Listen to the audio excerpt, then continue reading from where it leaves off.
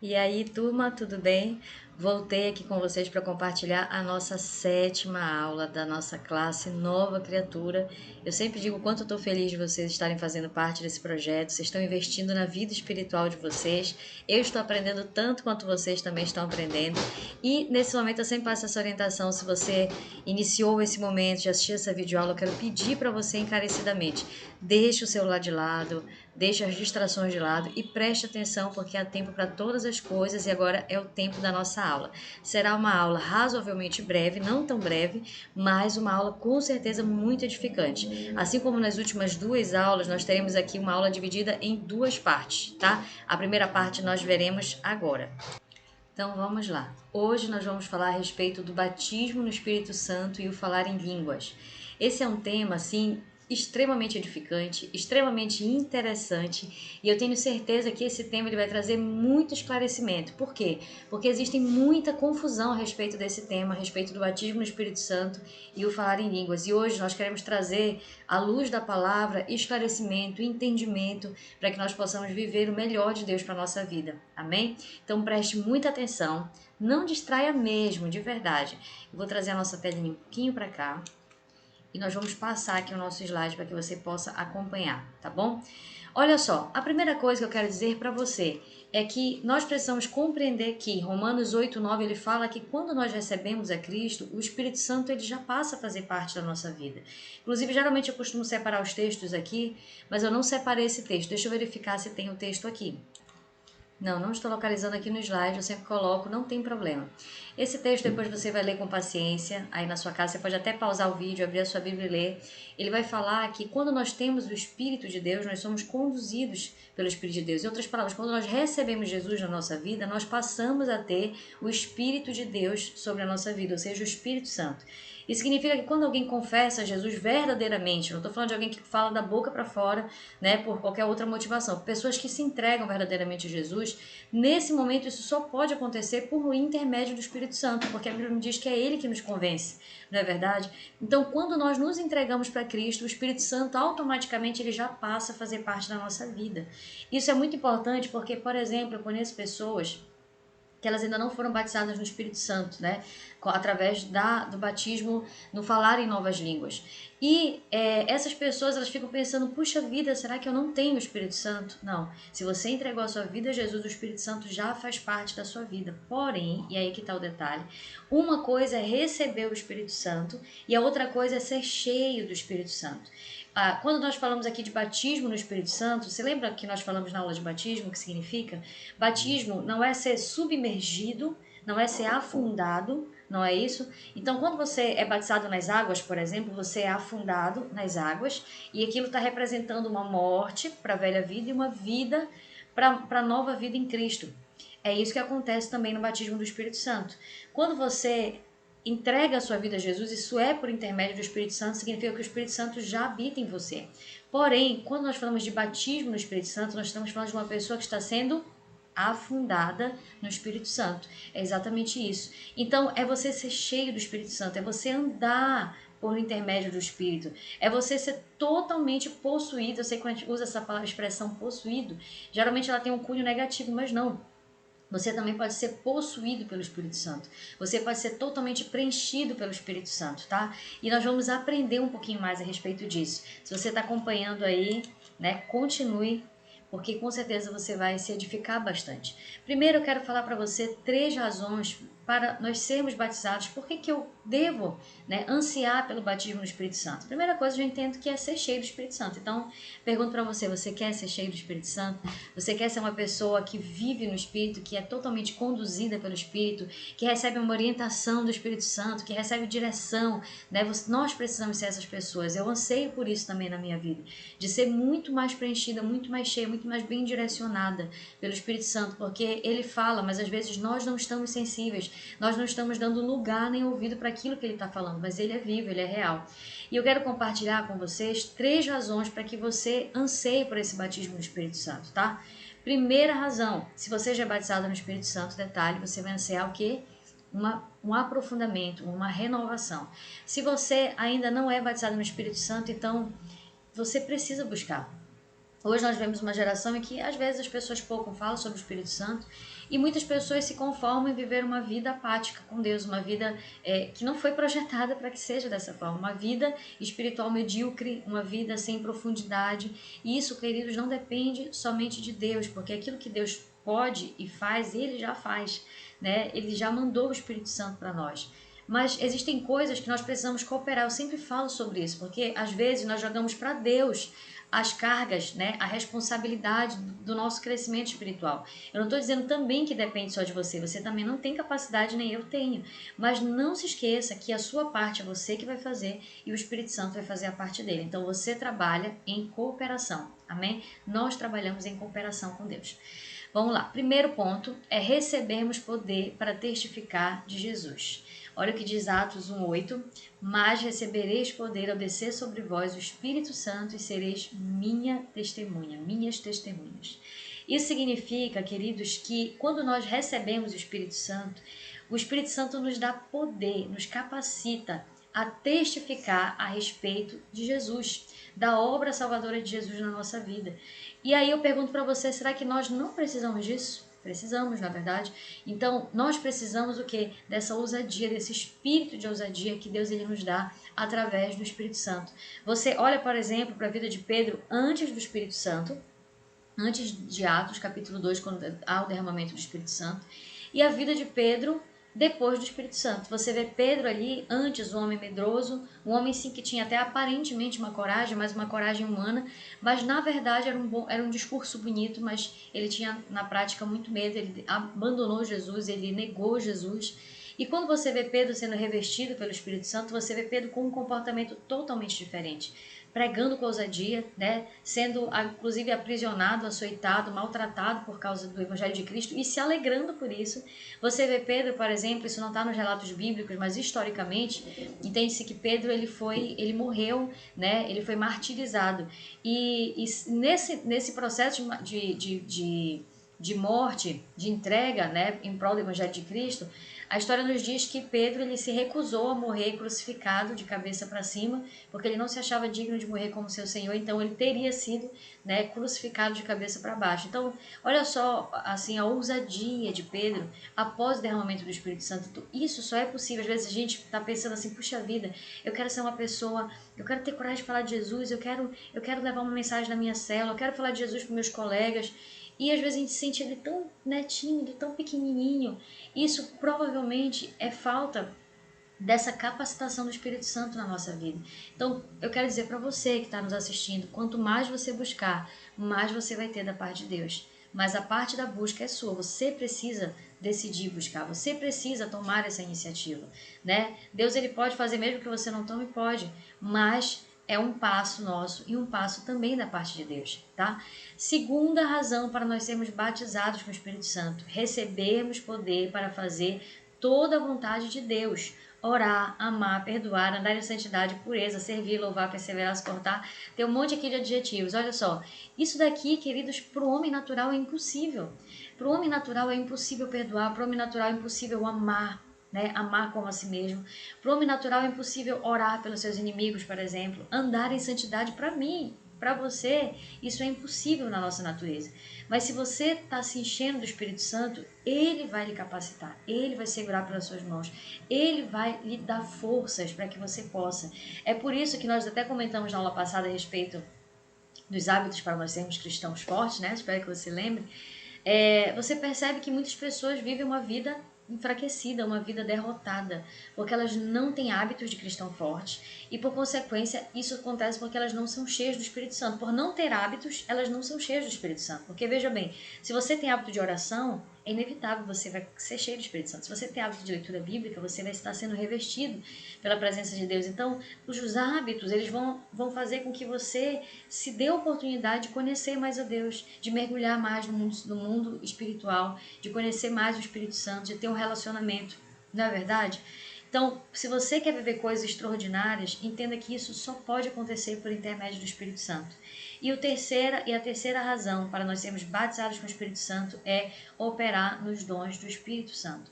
Todos os dons elencados ali na palavra de Deus, você pode ser um canal de bênção, né? Para cura, para milagres, para dons de profecia, para manifestações sobrenaturais.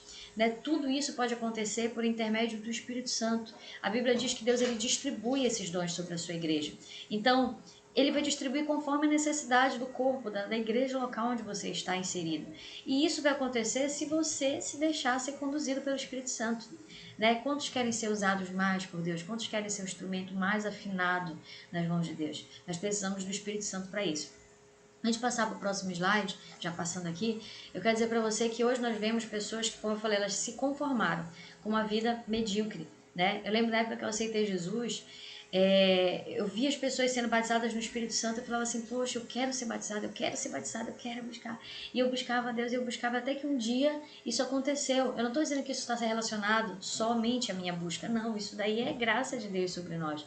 Mas não quer dizer que eu tenho que ser negligente na minha busca. Você entende? Uma coisa não exclui a outra. A gente não pode, né, ter uma visão aqui extrema de falar assim, ah, não, você não faz nada e você vai ser batizado. Ou você foi batizado porque você fez algo. Não, nós precisamos entender que a nossa parte nós precisamos fazer. E que Deus também vai fazer a parte dele, a derramar sobre nós o Espírito Santo, tá? Esse batismo no Espírito Santo. E eu lembro que nessa época eu vi algumas pessoas sendo batizadas. E aí eu ficava perguntando, Senhor, eu quero ser batizada. Um momento que eu menos esperava aconteceu. Numa oração de quarta-feira na nossa igreja ali, era um dia de batismo no Espírito Santo. Eu nem ia para esse culto, porque eu estudava à noite na faculdade, mas coincidiu de ser um feriado. E eu ia viajar para a minha cidade natal. E aí eu fiquei assim, não, vou viajar. Só que Deus falou no meu coração algo, falou assim, olha, fica. Né? Eu não entendi muito bem o porquê, mas eu fiquei assim com aquela dúvida, será que foi Deus falando comigo? Eu senti que eu deveria ficar, que eu deveria vir para esse culto. E aí alguém no final do culto chegou comigo e falou assim, um jovem falou assim, olha, eu senti no meu coração que você não deve viajar, você deve vir para a igreja. Aí aquilo confirmou no meu coração. Eu falei, poxa, eu já tinha sentido isso também. E eu vim para aquele culto sem saber o que ia acontecer, realmente, sinceramente, sem expectativas.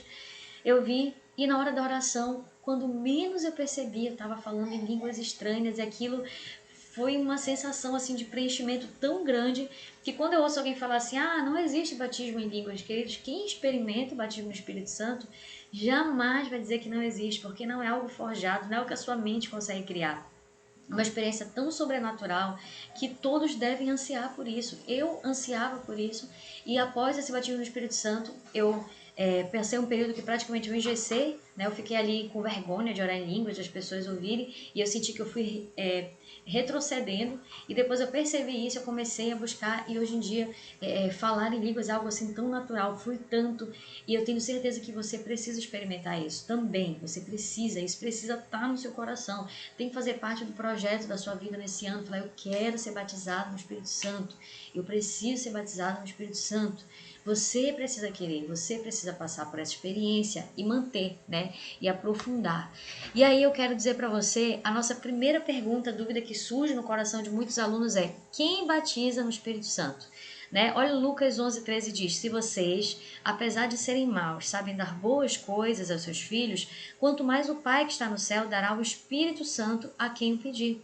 Então, quem que batiza a gente no Espírito Santo? É Deus que derrama sobre nós. Mas olha só o que diz aqui, que nós precisamos o quê? Pedir. Inclusive o texto anterior a esse aqui que nós lemos fala que aquele que pede, ele recebe. Né? Aquele que bate, a porta se abre. Então se nós, mesmo sendo maus, se nosso filho nos pede algo, a gente dá, mesmo a gente não sendo 100% como Deus é, imagine Deus. Será que Ele não dará aos seus filhos o Espírito Santo, aqueles que lhe pedem? Então nós precisamos fazer a nossa parte. Você está pedindo o Espírito Santo? Você está pedindo batismo no Espírito Santo? Nós precisamos fazer isso. Como receber o batismo no Espírito Santo? É a pergunta que não quer calar. Como receber? Para que a bênção de Abraão chegasse aos gentios por Jesus Cristo e para que pela fé nós recebamos a promessa do Espírito. Amém? Você sabe como que nós recebemos o Espírito Santo? Por intermédio, diga aí, da fé.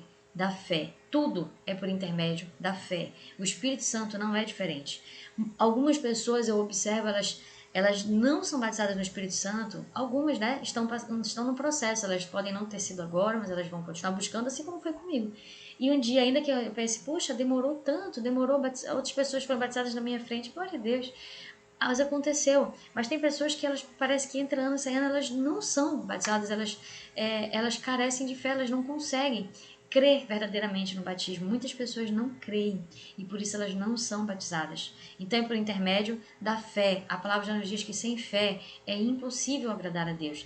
Se você está com seu coração cheio de dúvidas, então vai ficar difícil, não é impossível, né? Mas não estou dizendo que você não será batizado no Espírito Santo, mas eu estou dizendo para você que a fé é um elemento essencial para isso. E aí, nós vamos tratar agora, vou arredar aqui a nossa telinha para não atrapalhar, nós vamos falar aqui agora a respeito, né, já falamos do batismo do Espírito Santo de uma forma geral. Muitas vezes o batismo do Espírito Santo ele é confundido com falar em línguas, parece que eles são a mesma coisa. Não necessariamente, tem pessoas que podem ser batizadas no Espírito Santo sem falar em línguas, né? Mas eu quero tratar com vocês agora a respeito do falar em línguas, porque ele é uma, assim, das principais evidências do batismo no Espírito Santo, tá? Ele não é o único, mas ele é uma das principais. Isso aconteceu comigo, isso acontece com muitas pessoas que são batizadas no Espírito Santo. Primeiro ponto, gente, essa aula é muito importante. Isso aqui que a gente está falando agora foi algo que durante muitos anos eu tive dúvida. Eu ficava pensando, meu Deus, como é que funciona? Eu li o texto, eu ficava confusa. Por que Paulo está dizendo isso? Por que ele está afirmando aquilo? E hoje eu quero que você preste, assim, muita atenção no que nós vamos falar, porque pode parecer complexo, mas quando você conseguir compreender, isso vai tirar, assim, as suas dúvidas a respeito disso. Total. Então, vamos lá. Primeira coisa que nós temos que entender é que, olha, falar em línguas é uma ferramenta de edificação e tem um propósito de Deus para nós. Então é algo que nós precisamos buscar para a nossa edificação espiritual e o falar em línguas tem um propósito no plano de Deus, tá? Antes de qualquer coisa, nós precisamos entender que também ele nos dá o exemplo que o falar em línguas é semelhante a uma loja, por exemplo, de sapatos. Quando você entra numa loja de sapatos, você vê tudo que tem ali são sapatos, mas são modelos diferentes? Sim, você não vê geralmente só um modelo, você vê um sapato esportivo, você vê um sapato de salto, sapato fechado, sapato aberto, sapato mais baixo, sapato mais alto. Você vê toda a categoria de sapatos, não é assim numa loja de sapatos? Assim também é a respeito do falar em línguas, tá? Existem, e aqui aí preste muita atenção. Se nós não entendermos esse ponto, é nesse ponto que muitas pessoas se confundem e interpretam mal o texto bíblico a respeito do falar em línguas, tá? Porque tem pessoas que vão falar assim, não, falar em línguas foi só pro livro de Atos, porque lá você observa que nem foi falar línguas estranhas, foi falar uma língua estrangeira. Calma, não complique a sua cabeça. Primeira coisa, antes de você entrar em qualquer detalhamento, entenda que existem também diferenças no falar em línguas. Não é só um tipo. Aqui é que está o grande pulo do gato. Nós entendemos que existem diferenças, tá? O falar em línguas se opera de forma diferente. Quando nós lemos o texto que trata a respeito do falar em línguas, nós vamos perceber que algumas pessoas interpretam como se fosse uma única manifestação. E isso gera confusão, porque está uma interpretação equivocada. Nós precisamos interpretar que existem diversas formas do falar em línguas. Então, nós vamos agora entender um pouquinho melhor. Primeiro, nós precisamos entender que há 3 tipos de manifestação do falar em línguas segundo o escrito bíblico, tá? Esses nomes aqui não vêm necessariamente escritos dessa forma na Bíblia, nós colocamos esse nome para que você consiga compreender melhor, mas o texto vai deixar bem claro, tá? Oração em línguas, dom de variedade de línguas e línguas como sinal aos incrédulos. Oração em línguas, dom de variedade de línguas e línguas como sinal aos incrédulos. Vamos ler um texto aqui que ele vai deixar bem claro para a gente que a gente consiga entender, tá? Essa diferença. E vamos aprofundar um pouco mais. Então, não se preocupe se inicialmente der uma confusãozinha na mente. Fique tranquilo. Nós vamos aprofundar e conforme nós vamos aprofundando, as coisas vão clareando. Vamos lá ler esse texto? 1 Coríntios 14, versículo 1 ao 5, tá? Vamos lá. Paulo diz assim, seguir o amor e procurai com zelo os dons, mas principalmente o de profetizar, porque o que fala em língua não fala a homens, mas a Deus, tá? Pois ninguém o entende, porque em espírito fala mistérios. Primeiro entenda que aqui estamos falando de diversos tipos de falar em línguas, tá? Aqui é o primeiro que ele está falando, que fala em língua não fala a homens, mas a Deus. Pois ninguém o entende, porque em espírito fala mistérios. Mas o que profetiza, que já é um outro tipo de falar em línguas, fala aos homens para edificação, exortação e consolação. O que fala em língua edifica-se a si mesmo, que é o primeiro modo de falar em língua, que é a oração em línguas. Mas o que profetiza edifica a igreja, que é o segundo, o dom de variedade de línguas. Ora, quero que todos vós faleis em línguas, mas muito mais que profetizeis, pois quem profetiza é maior do que aquele que fala em línguas, a não ser que também interprete para que a igreja receba edificação. Esse texto aqui ele é fundamental para a nossa compreensão. Vamos dar prosseguimento. Primeiro tipo de falar em línguas, né, que nós vamos entender aqui. Primeira manifestação do falar em línguas é a oração em línguas, tá? Aqui Paulo ele compara duas manifestações do Espírito Santo, o falar em línguas e o profetizar. E então estabelece os contrastes entre uma manifestação e outra. Dessa forma, podemos entender que a oração em línguas trata-se, na verdade, de uma linguagem de oração espiritual que nos conecta com Deus. Vamos voltar lá ao texto para você entender melhor? Observa que Paulo diz assim o seguinte, ó. O que fala em língua não fala aos homens, aqui, ó, mas a Deus. Pois ninguém o entende, porque em espírito fala mistérios. Presta atenção. Esse daqui é a primeira manifestação do falar em línguas que nós estamos estudando. É a oração em línguas. São coisas diferentes. Todas são manifestações do falar em línguas, tá? Mas entenda que elas são diferentes, elas têm propósitos diferentes. A oração em línguas, vamos lá, presta atenção, é aquela em que o homem fala a Deus, ele fala, como Paulo disse, em mistérios, tá? Por falar em mistérios, só ele dentro de si entende o que ele está falando, mas as pessoas que estão ouvindo não entendem o que ele está falando. É geralmente nos cultos, né, quando nós estamos ali orando em línguas estranhas, essa é uma das principais manifestações, tá, do falar em línguas, que é a oração em língua. Aqui o homem fala a Deus, só ele entende e serve para edificação de quem? De quem está orando. Quando eu oro em línguas, eu estou me edificando espiritualmente, eu estou me edificando, tá? As pessoas que estão à minha volta não estão se edificando, elas não entendem nem o que eu estou falando, mas eu estou me enchendo do Espírito Santo, eu estou me edificando. Vamos lá? Então, esse é o primeiro. Segundo, é o dom de variedade de línguas. Vamos entender melhor? Deixa eu arredar aqui a minha tela. Aqui, né, estamos destacando as distinções entre o falar em língua e o profetizar por uma única razão. No versículo 5, Paulo diz que em que línguas com interpretação é equivalente à profecia, o texto que nós lemos lá atrás. Se eu falo em línguas e há interpretação, isso aqui equivale à profecia. Ou seja, há um aspecto do falar em línguas diferenciado. Esse aqui é o segundo aspecto da manifestação do dom de línguas, que é o quê? Perdão, da manifestação do falar em línguas, que é o dom de variedade de línguas. Aqui, olha só, as línguas sem interpretação são a oração em língua que nós falamos agora no primeiro ponto. Mas as línguas com interpretação, elas são equivalentes ao quê? À profecia. É o que o texto bíblico nos fala. Então, é um segundo tipo diferente da manifestação do falar em línguas. Nesta, o falar em línguas se trata de um instrumento de edificação para a igreja, desde que tenha alguém que interprete, no qual Deus fala com a igreja semelhante à profecia. Como é que funciona a profecia? Deus fala com aquela pessoa e a pessoa transmite à igreja. Paulo aqui disse que esse dom de variedade de línguas aqui, ele é semelhante à profecia, porque alguém está falando em línguas estranhas, mas é diferente do primeiro que nós estudamos, que é a oração em línguas, tá? Na oração em línguas nós aprendemos que nós falamos com Deus para nossa edificação, ninguém entende. Aqui é diferente. Aqui Deus fala através de você com as pessoas por meio de uma linguagem estranha. E aqui, se houver quem interprete, isso será semelhante à profecia, ou seja, Deus falando com as pessoas. Ou seja, as pessoas estão sendo edificadas através dessa oração em línguas, desde que ela tenha interpretação.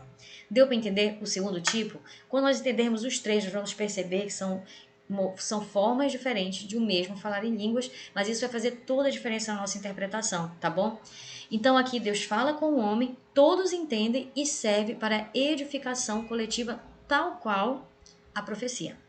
Por isso, a orientação do texto. Olha só o que diz 1 Coríntios 14, 27. Presta atenção que muita gente interpreta mal esse texto. Se alguém falar em língua, faça-se isso por 2, ou quando muito 3, e a cada um por sua vez. E haja quem interprete. Mas, se não houver intérprete, esteja calado na igreja e fale consigo mesmo e com Deus.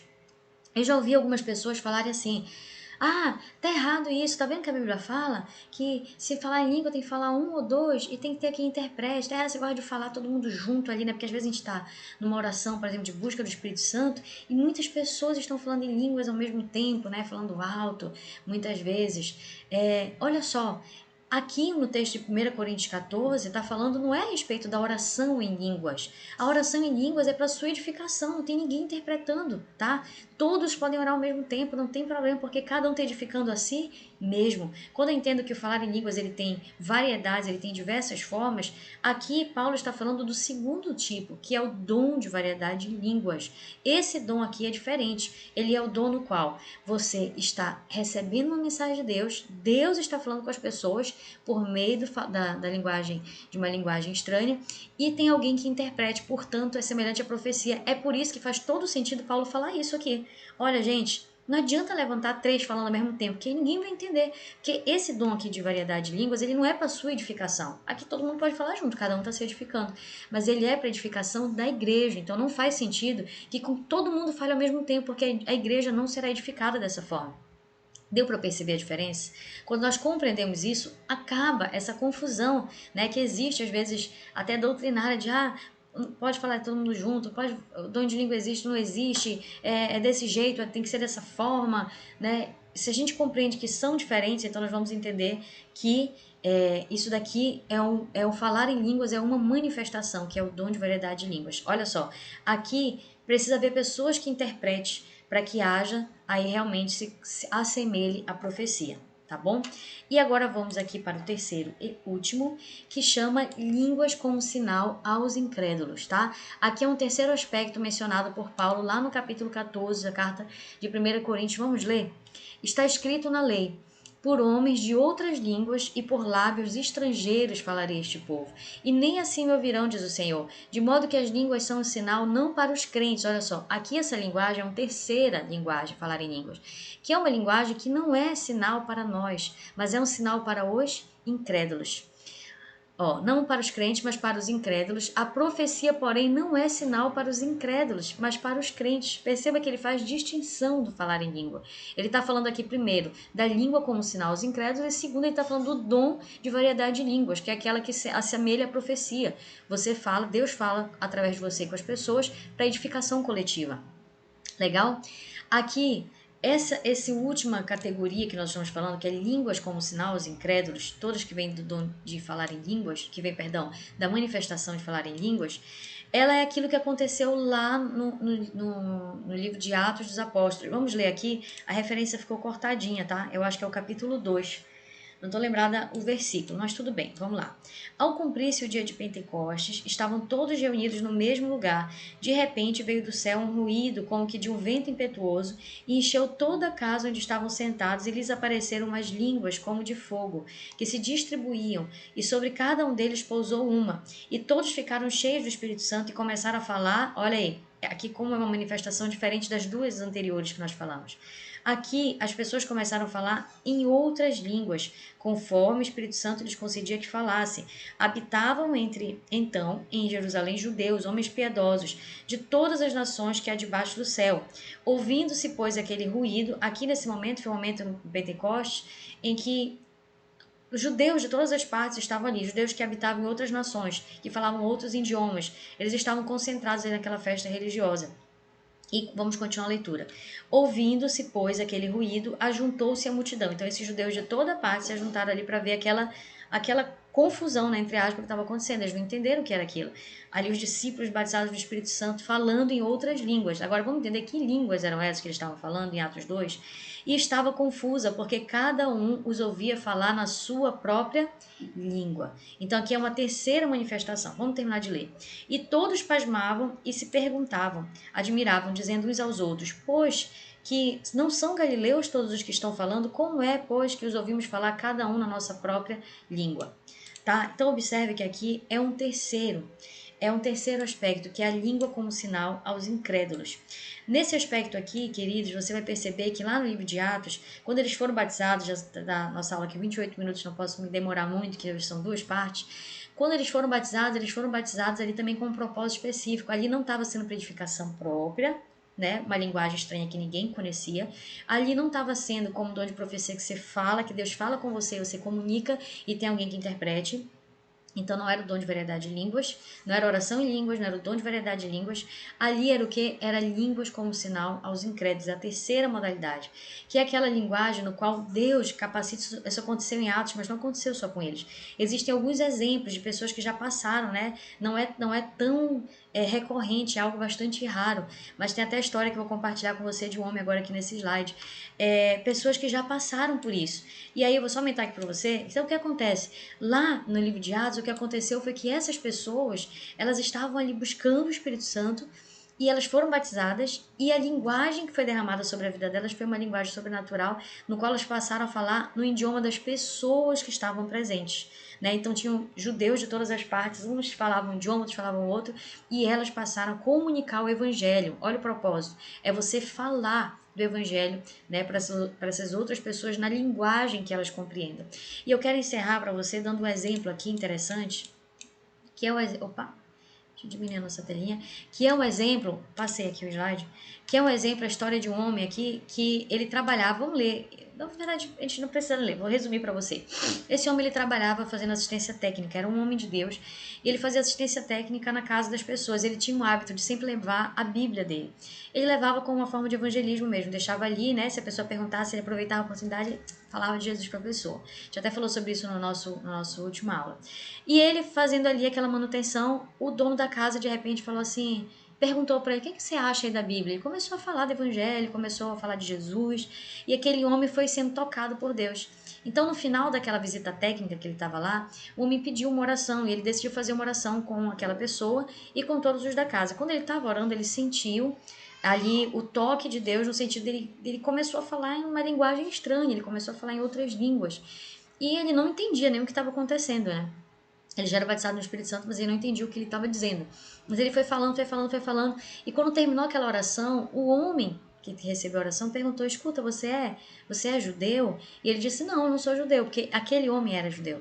E ele disse assim, engraçado, eu ouvi você falar das coisas de Deus no hebraico do local onde eu fui criado, né? Com o sotaque do local onde eu fui criado. Então, olha só que coisa interessante. Aquele homem, ele falou numa linguagem estranha, aquelas línguas serviram de sinal para o incrédulo, porque foi Deus, ele não entendeu o que estava acontecendo, mas foi Deus falando através dele com aquela família que tinha aquela origem judaica e que tinha um idioma, que conhecia o idioma da sua origem.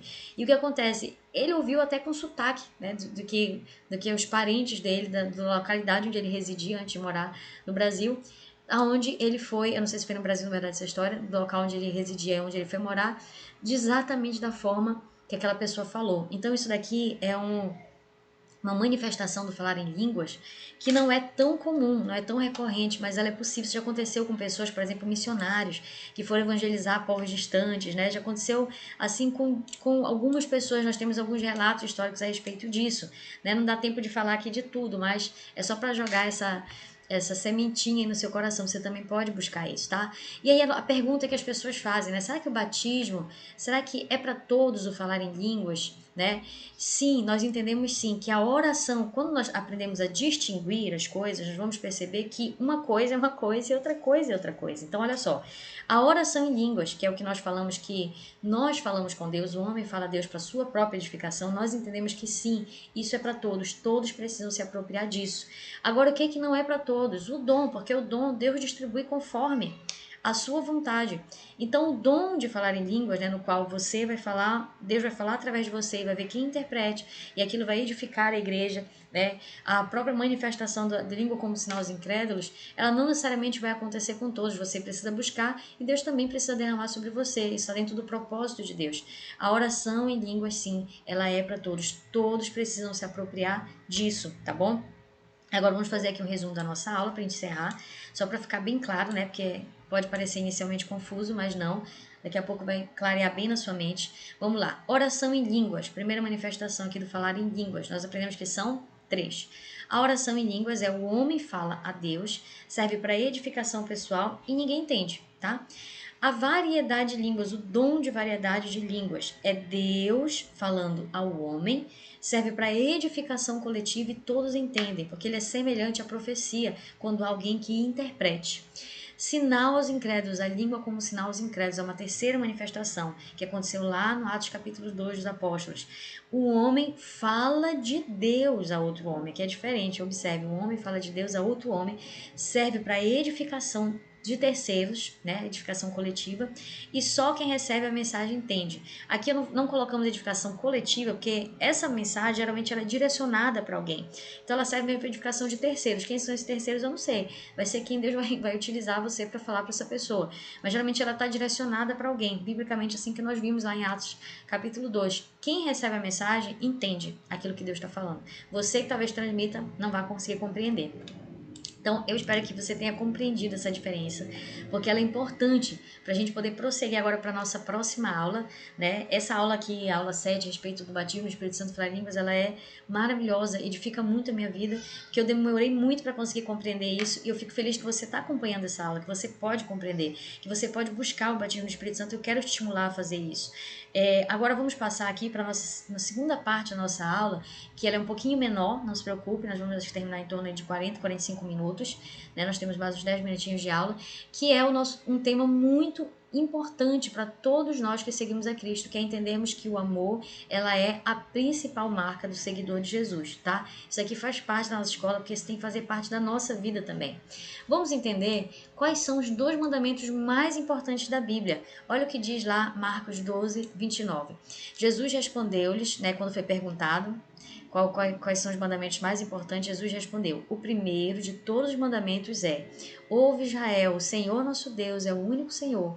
Amarás, pois, ao Senhor teu Deus de todo o seu coração, de toda a tua alma, de todo o teu entendimento, de todas as tuas forças. Este é o primeiro mandamento. E o segundo, semelhante a este, é: amarás ao teu próximo como a ti mesmo. Não há outro mandamento maior do que estes. Legal? Então, a resposta é o quê? Amar a Deus sobre todas as coisas e amar o próximo como a ti mesmo. Isso a maioria das pessoas já sabe. Elas pouco praticam, mas saber, elas sabem.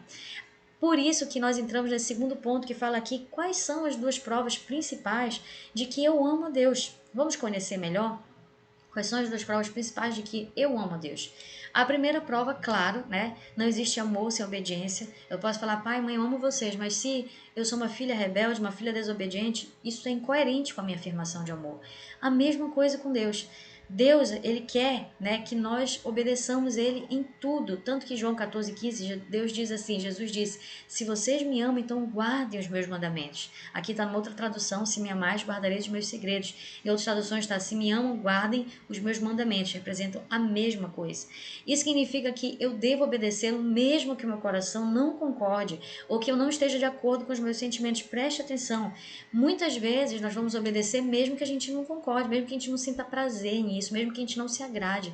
Obediência irrestrita, que é a nossa obediência a Deus, que deve ser assim, ela está independente daquilo que você sente, daquilo que você acha, daquilo que você pensa. Ai, mas eu não quero perdoar, mas eu não concordo com a atitude do fulano. Não, se Deus está falando para você fazer, se é uma questão de obediência, então obedeça, porque obediência gera bênção. Não se deixe levar pelos seus sentimentos. Às vezes nós nos deixamos levar muito pelos nossos sentimentos e o que acontece? A gente usa isso como desculpa para desobedecer a Deus. Se você ama a Deus, a primeira prova é que você o obedece em tudo. Tudo é tudo mesmo. Segunda prova, se você ama a Deus, é que você também passa a amar os seus irmãos, como Cristo também te amou. Olha só, João 13,34, novo mandamento lhes dou: amem uns aos outros como eu os amei. Vocês devem amar-se uns aos outros. Com isso, todos saberão que vocês são meus discípulos, se vocês amarem uns aos outros. João 4,20 diz: se alguém diz eu amo a Deus e odeia seu irmão, ele é mentiroso, pois quem não ama seu irmão, o qual viu, não pode amar a Deus a quem não viu. Aqui, Jesus está usando de uma coerência, né? Aqui, Deus está nos mostrando, através desse texto bíblico, uma coerência, que é o quê? Pera lá, como é que eu posso dizer que eu amo a Deus que eu nem estou vendo, que é invisível, meu Deus invisível? Ele pode se manifestar, pode, né? De uma forma mais real, palpável, mas em regra é um Deus invisível. Nós servimos a um Deus invisível, que nós não vemos. Como que eu posso dizer que eu amo alguém que eu não vejo, se eu não consigo amar o mais fácil, que é aquele que eu vejo? Isso é incoerente. Por isso que a segunda prova de alguém que ama a Deus é que ela automaticamente passa a amar as pessoas. Queridos, olhe para mim. O que é amar as pessoas? É você tratar as pessoas bem. É você, mesmo tendo as suas diferenças, você cuida, você ora, você apresenta elas. Quantas pessoas, às vezes, né, que claro, tem pessoas que a gente tem simpatia, tem pessoas que a gente não tem, nós somos seres humanos, isso é normal.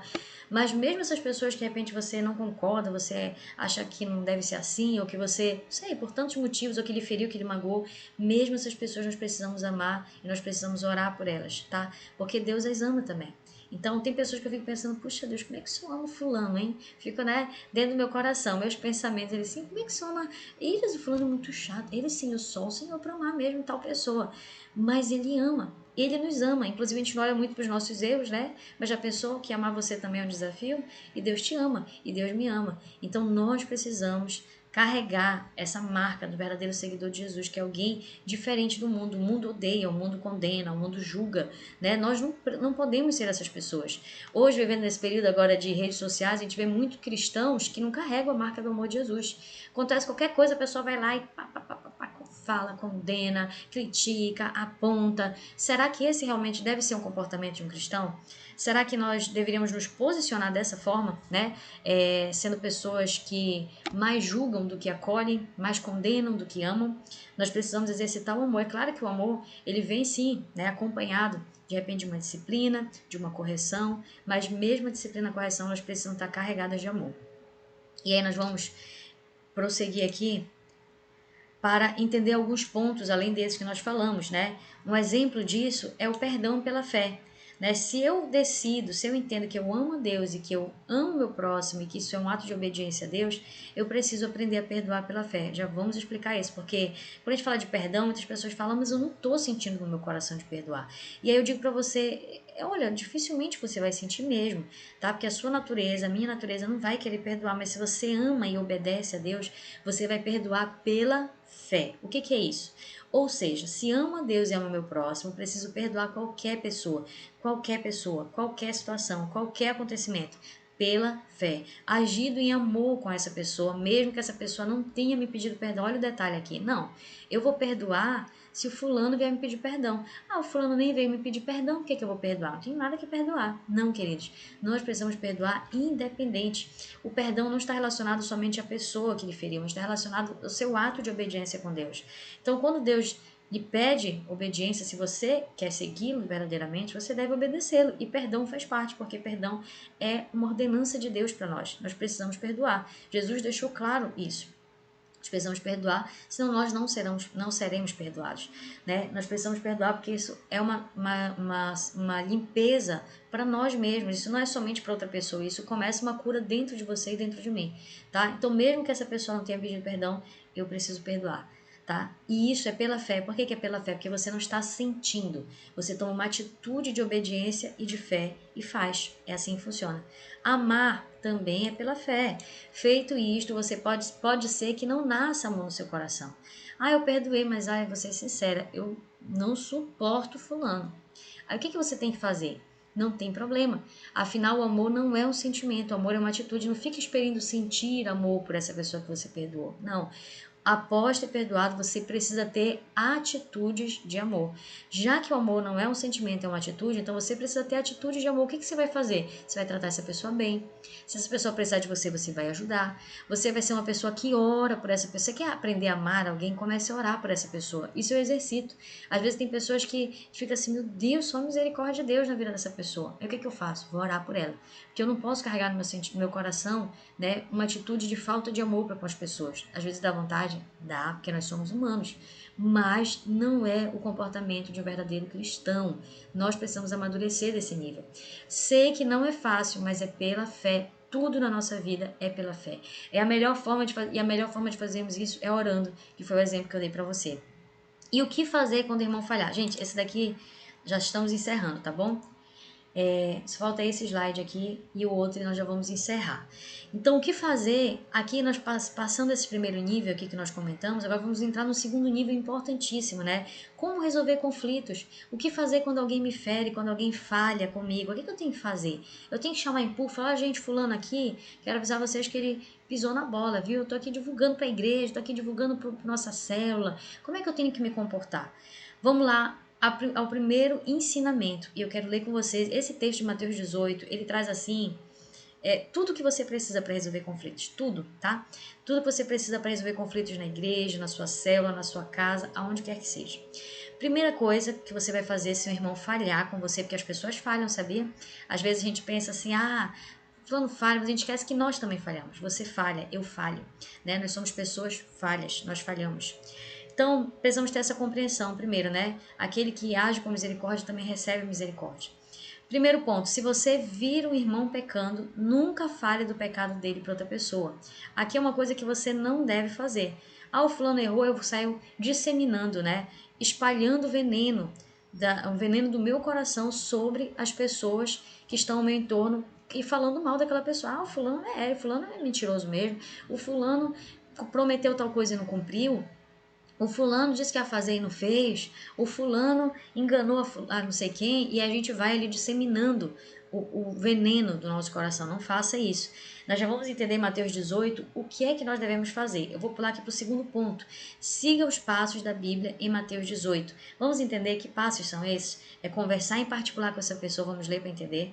É levar uma ou duas pessoas para ajudar, se isso não resolver o primeiro passo, não resolver o segundo é esse. O terceiro passo é tratar com a liderança da igreja. E se ainda assim ele não se arrepender, aí sim nós vamos entender que ele não realmente não quer uma progressão, né? Não quer uma restauração, e aí nós vamos largá-lo de mão, entre aspas, tá? Porque você jamais vai deixar de orar e de interceder por essa pessoa, mas você vai deixá-la seguir o seu próprio caminho. Vamos ler o que diz em Mateus 18 para nós encerrarmos a nossa aula. Eu quero que você guarde esses dois textos no seu coração, mas sobretudo Mateus 18, 15, porque todo conflito que você passar, vá para a Bíblia, que lá já tem uma orientação para você. Olha o que diz. Ora, se teu irmão pecar contra ti, vai e repreende-o entre ti e ele só. Se ele te ouvir, ganhaste o teu irmão. Então, quando há alguma confusão, algum problema que você precisa resolver, qual é a primeira coisa que você tem que fazer? Falar mal do seu irmão para os outros? Não. Disseminar o veneno do coração na vida dos outros? Não. O que você tem que fazer? Chama o teu irmão em particular, pelo amor de Jesus, e conversa com ele. Olha, essa é a forma mais inteligente, a Bíblia já está te orientando. Vai lá, chama, conversa com ele, fala, olha, não gostei, não achei legal, eu quero resolver essa situação com você, pare de fazer isso. Você vai falar com ele em particular. Mas, olha o que a Bíblia diz, se não te ouvir, aí o segundo passo é, leva ainda contigo um ou dois, para que pela boca de duas ou três testemunhas toda palavra seja confirmada. O que você vai fazer aqui? Conversei em particular com ele, tem gente que a primeira coisa que ela faz é chamar logo o pastor. Pastor, tô tendo problema com fulano. Gente, aí sobrecarrega o pastor. Você tem noção de quantas atribuições o pastor tem, quantos trabalhos, quantas preocupações, sabe, tanta coisa que passa ali no coração de um pastor. Então não faça isso, não sobrecarregue o seu pastor. Primeiro, procure resolver você e o seu irmão. Segunda coisa, você vai chamar alguém da liderança. Se é um líder de célula, você vai chamar o supervisor dele, o discipulador dele. Se é um membro, você vai chamar o líder de célula. Chame umas duas pessoas da liderança representando e trate com elas. Fala, olha, eu tô aqui diante do fulano, do irmão João, e aconteceu isso, eu tô chamando vocês para que vocês entendam que eu já conversei com ele em particular, mas não houve mudança. Eu tô chamando vocês para que vocês saibam que isso está acontecendo, para que vocês me ajudem aqui a conversar com ele a respeito, isso na frente dele, tá? Então, esse é o segundo passo. E o terceiro passo? Aí sim chega o passo de que você pode chamar a igreja, o corpo de Cristo como um todo, todas as pessoas que dizem respeito e falar assim, olha gente, eu estou aqui apresentando a situação, o fulano, está acontecendo isso, eu estou agora compartilhando isso com a igreja, porque eu já tentei resolver em particular, eu já tentei chamar a liderança e ainda essa pessoa não se arrependeu, ela continua tendo essa atitude. E aí o que acontece? Se ainda assim isso também diante da pessoa. Se ainda assim essa pessoa não escutar, olha o que diz o texto, considera-o como gentil e publicano. Então, é mais ou menos aquilo que Pilatos fez. Olha, tá aqui, ó, tô lavando as minhas mãos, tá? Fiz a minha parte, você não quer mudança, eu estou lavando as minhas mãos, mas não significa que você abandonou essa pessoa. Você continua orando e aplicando fé para que ela seja alcançada, porque não, você não quer que ninguém se perca, porque Jesus não quer que ninguém se perca, tá? Essa também precisa ser o nosso comportamento. Em verdade vos digo que tudo que ligardes na terra será ligado no céu, e tudo que desligardes na terra será desligado no céu. Ou seja, se quando a igreja faz todo esse procedimento, mesmo assim a pessoa não se arrepende, você entrega aí essa situação, né? Você lava suas mãos quanto a isso, continua orando, exercendo fé, mas espiritualmente essa pessoa está desconectada do corpo de Cristo, que aquilo que nós ligarmos como igreja será ligado, e o que nós desligarmos será desligado. Então isso é muito sério. E o último texto para nós encerrarmos aí, vai dar 50 minutos, né? Efésios 4:31, toda amargura, ira e cólera e gritaria e blasfêmia e toda malícia sejam tiradas dentre vocês. Antes sejam uns para com os outros benignos, misericordiosos, perdoando-vos uns aos outros, como também Deus vos perdoou em Cristo. Então, qual é o nosso comportamento, queridos? Nosso comportamento é um comportamento de amor, de misericórdia, de perdão, de cuidado, tá? De oração, intercessão pela vida das pessoas. Esse deve ser o nosso comportamento. Você é um cristão, então se desfaça da sua antiga natureza. Sabe aquela antiga natureza que você fala assim: ah, não, eu sou assim, eu levo desaforo para casa, eu não levo, perdão, desaforo para casa. Se alguém me fala, eu respondo na hora, eu trato mal mesmo, porque eu não tenho sangue de barata, né? Essas expressões. A partir de hoje, se você é um cristão, você precisa carregar o amor, que é a marca do verdadeiro seguidor de Jesus.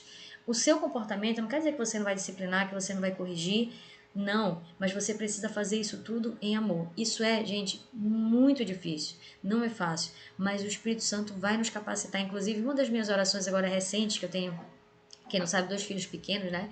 Um de 3 e um de 1 ano, nesse momento que eu estou gravando a aula, não sei quando você vai assistir, e essas 2 crianças pequenas, claro, é uma experiência nova, não tinha experiência alguma com criança, e a nossa vida vira de cabeça para baixo, né? Muda tudo. E aí muitas vezes passo por muitas situações de estresse que eu não sei nem como corrigir meus filhos. Eu fico assim, meu Deus, eu não sei se eu agarro a criança, eu sacudo, eu não sei se eu grito, eu não sei o que é que eu faço. E aí eu lembro que eu tenho me visto num comportamento que eu fico, Senhor, eu ando muito estressada, né, na vida diária, nas novas responsabilidades que a gente tem, família, filhos, trabalho, contas a pagar. E eu fico pensando, eu não quero ser essa pessoa estressada, eu preciso de, de transbordar mais o amor do Senhor que está em mim, porque a palavra diz que já está em nós esse amor, tá? Que Deus já nos deu esse amor, Deus tem nos dado esse amor. Então ele já está em você, você precisa fazer o que? É transmitir, é viver, é se apropriar pela fé, tudo é pela fé. Lembra que nós falamos? Estou encerrando a aula, eu quero dizer isso para você, tudo é pela fé. Então esses dias orando eu falei, Senhor, me ajuda a transmitir esse amor, me ajuda a viver, a ser uma pessoa cheia do amor do Senhor, mesmo em situações adversas, mesmo em situação que todo mundo explodiria. Eu não quero ser essa pessoa que explode, eu quero ser uma pessoa que transmite amor em tudo que eu faço.